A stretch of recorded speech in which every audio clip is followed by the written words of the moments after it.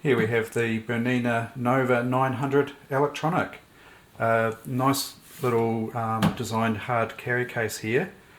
So the carry case just sort of clamshells around the machine, and you know, this is the base of the machine here. So to get the case off, just undo the little clasp here, and the two sides just fold out like that, and that's the accessories there on the inside front cover, and in the inside back cover we've got the flatbed and a little accessory tray there. Now to remove the cover completely, just swing this lever here up and the end comes off like so. Installing the cover, it's just the opposite there, just locate that there and then push this lever down and close the cover.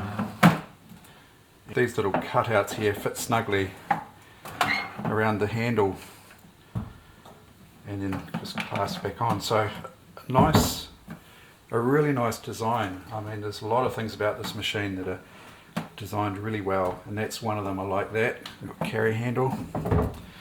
Foot controller is also really well designed. It's circular, so no matter what position the foot controller's in, if it slips on the floor, you know, turns on the floor, it doesn't really matter, because no matter what direction you press it, it's going to work. So on the back we've got a nicely wrapped up cord. So they really did put a lot of thought into designing this machine, the designers. So little cord retainers there. Okay, so I'll plug the machine in there. Foot controller plugs in just on the end of the base here. That. Nice, smooth,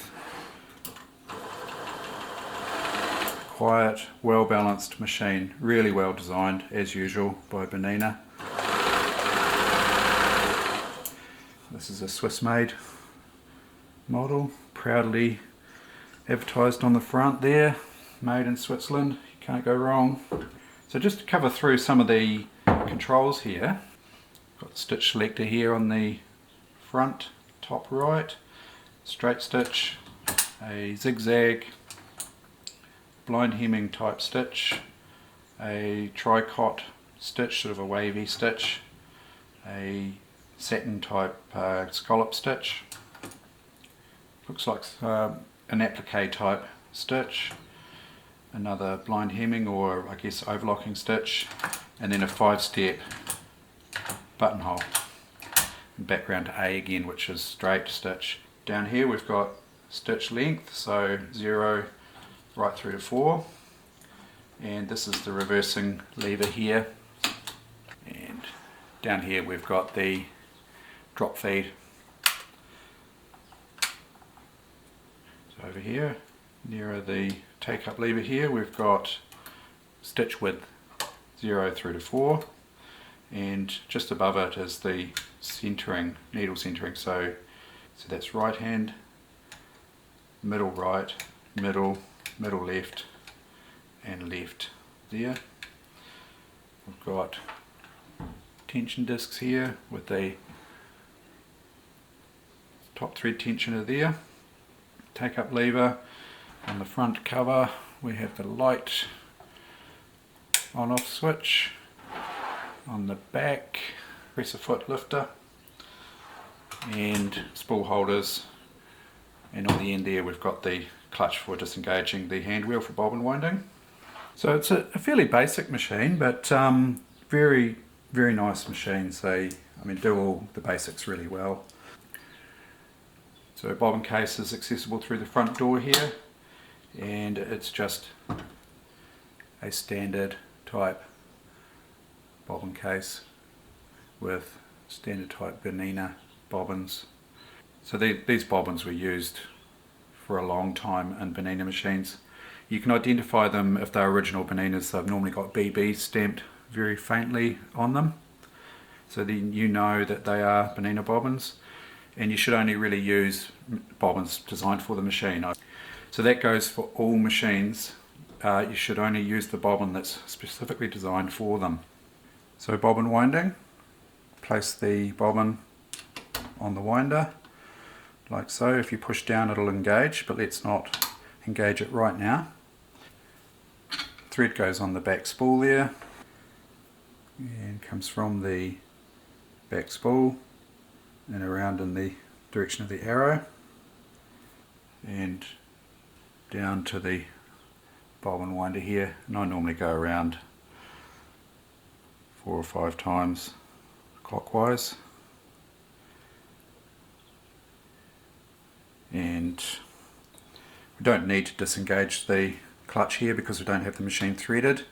Just make sure if you are going to do this that your presser foot is up, not on the teeth there, not down on the plate, because the teeth will come up and wear on the underside of the presser foot here. Okay. Yeah, engage. Press it down. I will disengage though, be a bit quieter.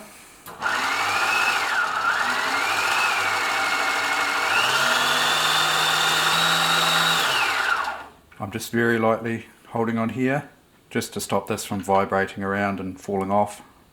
Don't want to put too much tension on here, it will stretch the thread onto the bobbin.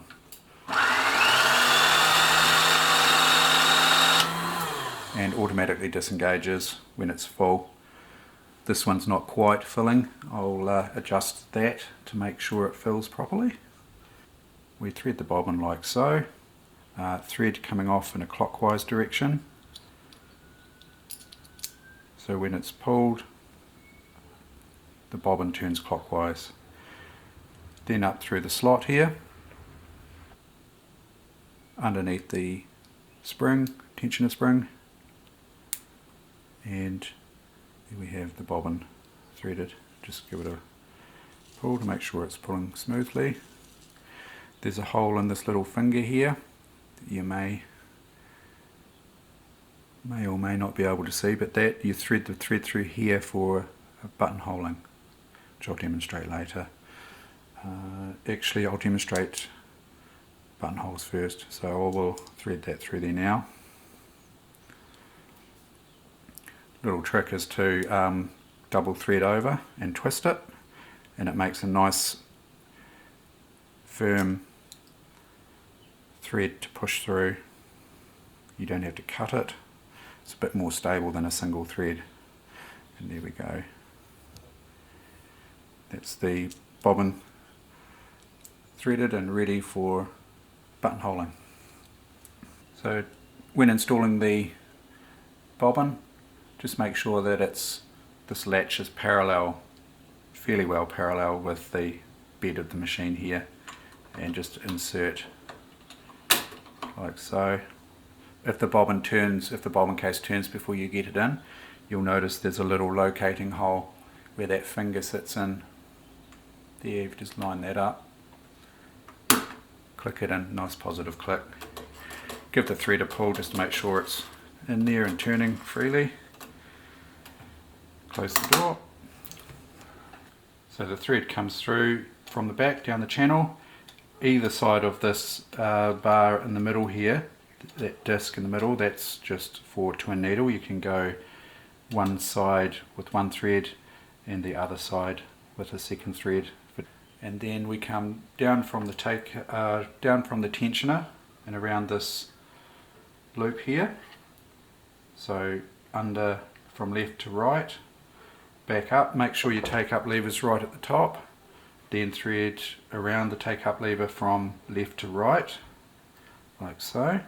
Come back down, just pull from right to left into that loop there, right to left into this loop here, left to right into the loop just above the needle, and then thread the needle front to back. Just a note on installing the needle, you'll see there's a flat on the shank of the needle there, and that goes towards the back of the machine.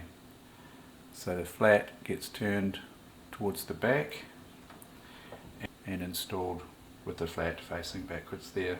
So I'll just show you the needle going in there before I thread. So flat to the back and just right up into the hole there, and make sure it goes right in. You can feel that it hit the stopper, and just tighten the knurled screw there. You can use a screwdriver just to lightly nip that up too. Sometimes it's a good idea, especially if you're doing thicker fabric. Then threading is just front to back, like that, and then we just turn the machine once to pick up the bobbin thread, and I can see there that it's actually trapped the bobbin thread here, so it's not coming up properly. So just release the door and it will allow that thread to come up. Some machines have a little cutout to allow the thread just to a bit of freedom here without trapping in the door, but yeah, probably pull the thread up before you close the door. Just down through under the presser foot. Now before I do buttonholing, I'll select the buttonhole foot.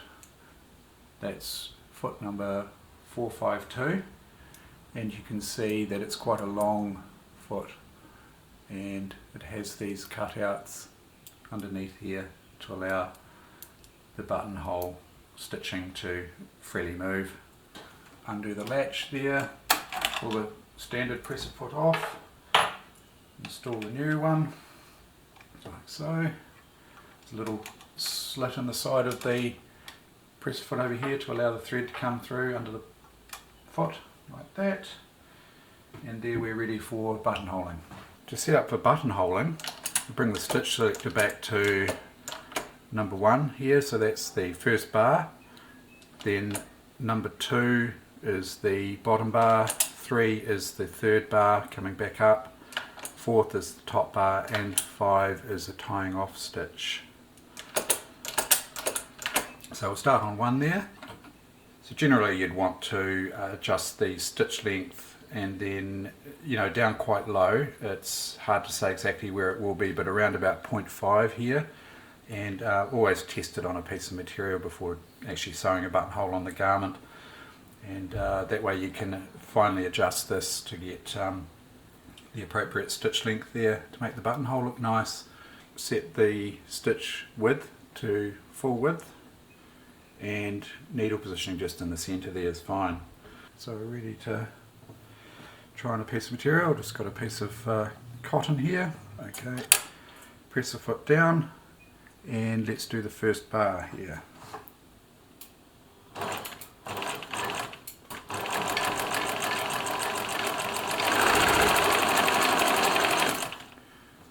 Now I can see that it's a little bit looser than what I'd like. You know, the stitch length's probably too long. I might go a little bit finer. This is why it's good to test on a piece of material. You can, so I'm just going to bring the stitch length down. It's down to about 0.25 now. So let's just go again.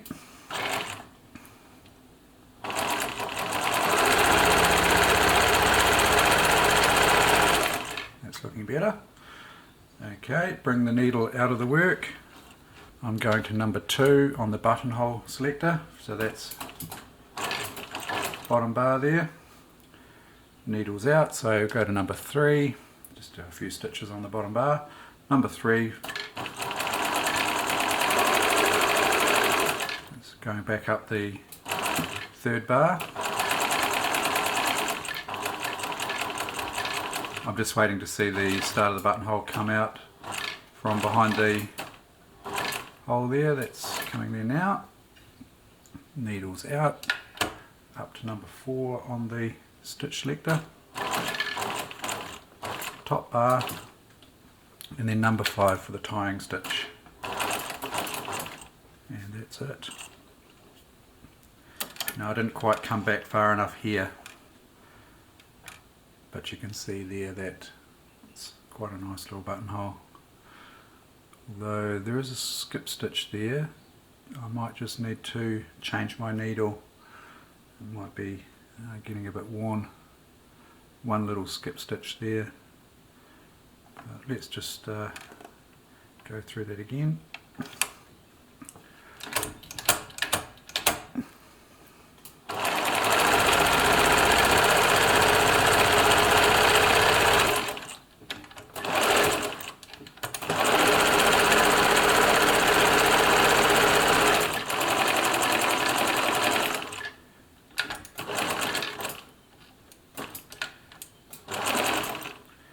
There we have it. Nice, easy, fast buttonholes, and they look really good too, as do most Bernina machines when they do buttonholes, especially of this era. When you're done with buttonhole, just remove the bobbin case there and unthread from the hole there and reinstall bobbin case. Now I'll show you free motion darning and quilting. Use the darning foot here.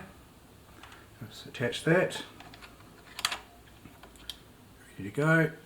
Make sure your stitch width is on 0 and that your centering is in the middle. You can just bring the stitch selector, I would put it back to straight stitch A. Stitch length here doesn't matter because we're going to be dropping the feed, so let's do that. Let's drop the feed there.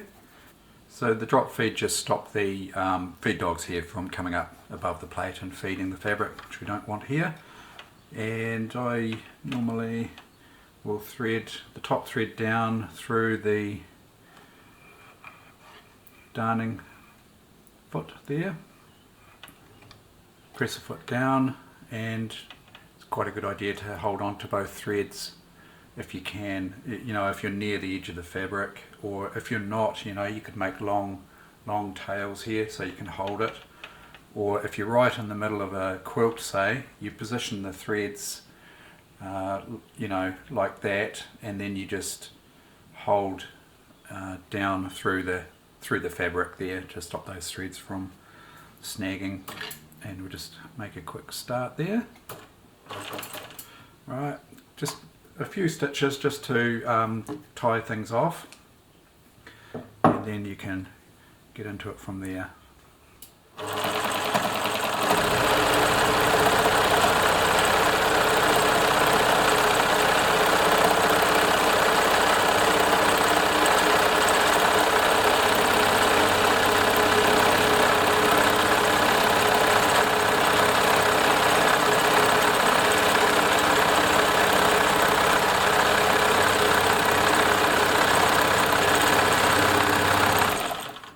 So you can darn like so, you get the gist of it anyway. And so for free motion sewing, you just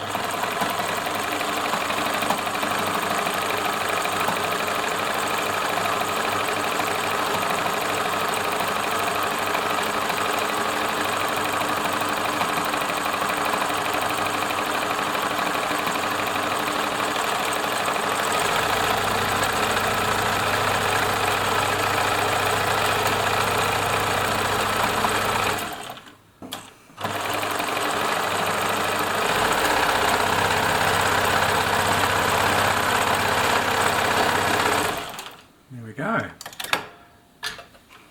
Bring the needle out of the work. Let's have a wee look on the back there. It's not looking too bad. Starting to pull a little bit here. That's probably because I was pulling the material too fast. The machine wasn't stitching fast enough there. Probably would maybe drop the bobbin tension slightly. It's pulling slightly there. Or increase the top tension maybe, just a little bit of balancing there, but that's looking pretty good. I'm attaching the foot 030 for this. It's got quite a big cutout because I'm going to be doing satin stitches in this cutout here allows the close satin stitching a bit of room to feed out the back. So just attach that. So I'm going to start with a zigzag stitch. So I'll be turning this to show the different stitches here. So we're on zigzag, and I'll bring the stitch width to its highest throw, so it's going to do the widest zigzag. And to start with, my stitch length I'll just bring up to about 3. We'll see how that goes. And don't forget to bring the drop feeds back up. Okay, so we'll do a fairly wide zigzag here.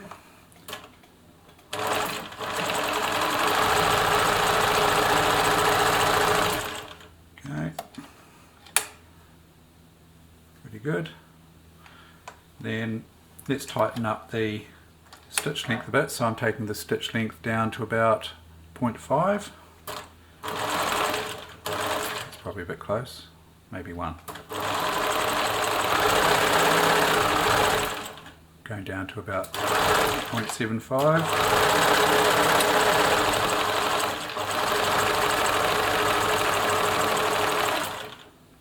I'll run off the edge of the fabric there.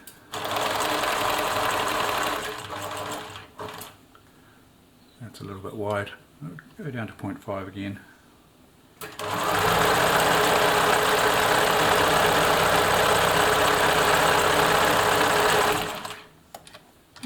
Looking pretty good. Nice little satin stitch there. And if we want to do a narrow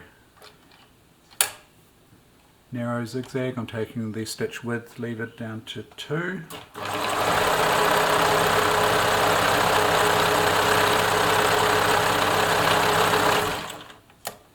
A nice zigzag, narrow zigzag there. Now let's do the next one is like a blind stitch or maybe an overlocking stitch. I'll go to the full width again. Bring the stitch length up a little bit, it's about 1.5. Here we have a blind hem / overlocking. And next one is the tricot, so letter D.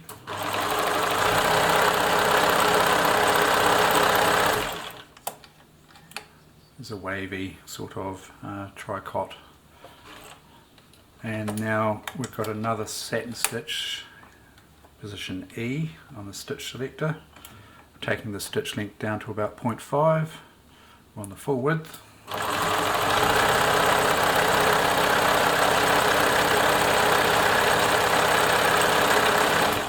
And that's what I'd call a scallop stitch. Now F is probably used for applique. Probably need quite a fine stitch here. I'm down to about 0.25 on the stitch length, so between 0.5 and 0. No, that's too far. 0.5.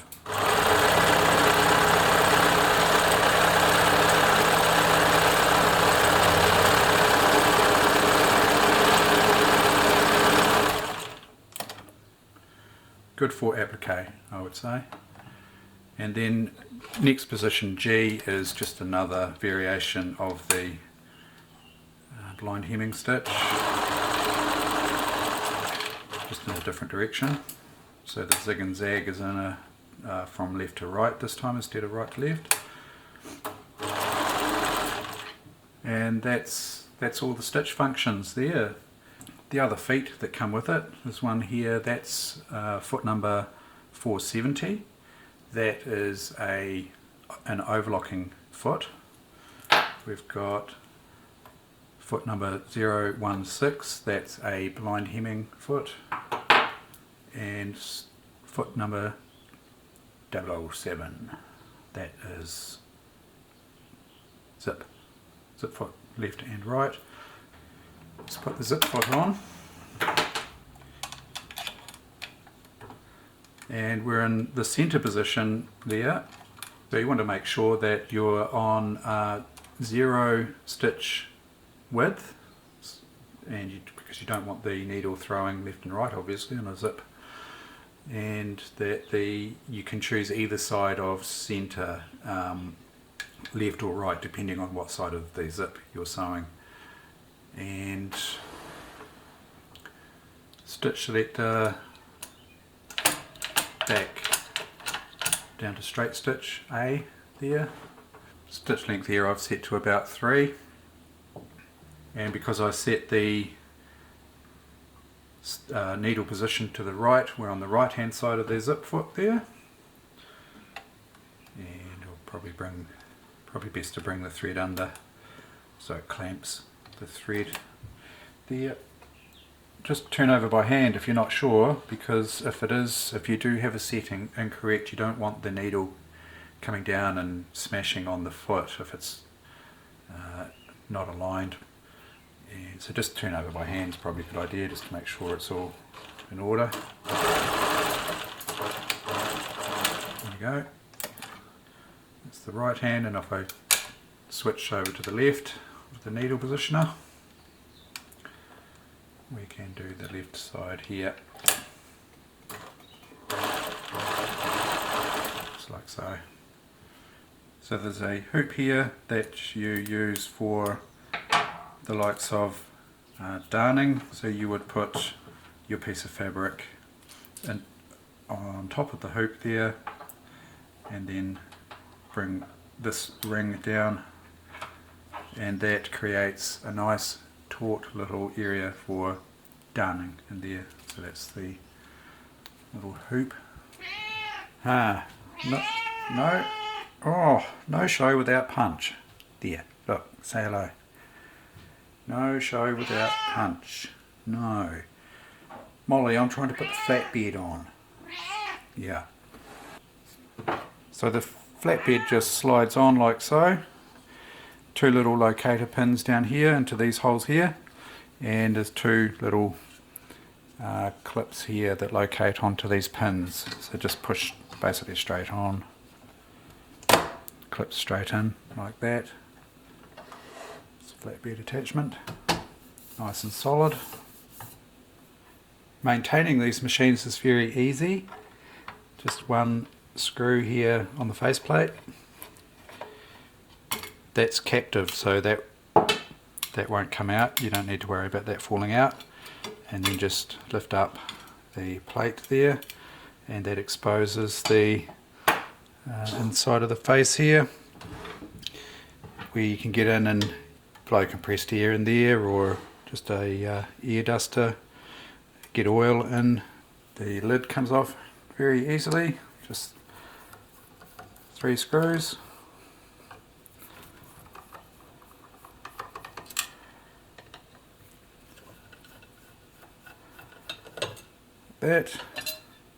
That gives you access to oil points down in here, and cleaning this area. And the arm plate is very easy to remove. Open the bobbin case cover there, the bobbin cover, and up to the left here, just like earlier Bernina's, there's a little latch that you push to the left like that. Plate pops off and exposes this area here, which can be cleaned with a brush, compressed air. You can take the shuttle out if you want to, if you need to get in there and clean. Just a little latch just here allows this to come forward, and the oscillating shuttle pops out, and that's easy to put back in. Hold that there, bring that ring back up, clips in like that. So very easy to get to and to maintain. They're pretty robust, good, mechanical machines. Got cam stack here, nylon gears. I hardly see those fail. They do fail from time to time, but if the machine's well maintained, it shouldn't break that gear. The only other thing I really see go wrong with these is under the motor here, under this panel, there's a control board, and there's capacitors that fail on that from time to time. It's probably a good idea to get that checked out. There's one capacitor in particular that will more than likely be failing at this point in time if it has not been replaced recently. So yeah, there's nothing really serious that goes wrong with these machines. Very reliable. I've never come across one that can't be fixed. So there we have a instructional video on the Bernina Nova 900 electronic. I guess I could call these videos video manuals. I mean, you wouldn't really need a manual if you watched the video. So yeah, I hope you enjoyed that, and thank you very much for watching.